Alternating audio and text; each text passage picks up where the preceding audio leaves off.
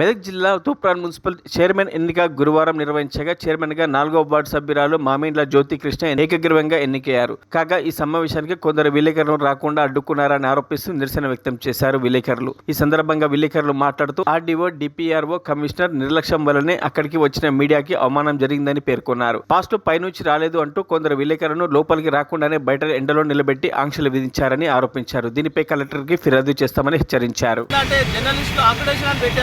అక్కడేశంలో ఇట్లా సగం ఉన్నోళ్ళకి ఇచ్చారు, సగం లేనోళ్ళకి ఇచ్చారు. అయితే ఈ కాకుండా ఎలక్షన్లు ఉంటే మొత్తం ఇవ్వకుండా అయిపోతుండే. సగం ఇవ్వడం ఏంది, సగం ఇవ్వకపోవడం ఏదో. మిత్రులు ఏంటంటే ఆఫీసులకి ఫోన్ చేసి వార్తలేవు అని వాళ్ళని అడుగుతున్నారు. అయితే ఇది ఇదేం న్యాయమని ప్రశ్నిస్తున్నారు. ఈ దాన్ని ముఖ్యమంత్రి దృష్టికి, అలాగే ఈ ఏరియా మంత్రి దృష్టికి, మళ్ళీ కూడా కలెక్టర్ దృష్టికి తీసుకెళ్తాం.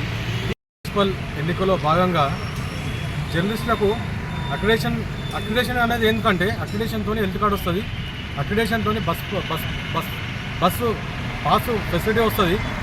అక్రిడేషన్ అనేది ఆల్రెడీ సెంట్రల్ గవర్నమెంట్ ఎప్పుడు అయిపోయింది. అక్రిడేషన్ జర్నలిస్టులకు సంబంధం లేదు. జర్నలిస్టులకు ఏముండాలి? పీజీ జర్నలిజం ఉండాలి, క్వాలిఫికేషన్ ఉండాలి, వార్తలు రాసే దమ్ము ఉండాలి. ప్రజలకు, మనకు అధికారులకు మంచి ప్రజలను మనం చైతన్యపరుస్తుండాలి, వాళ్ళకు మనం సేవ చేస్తుండాలి.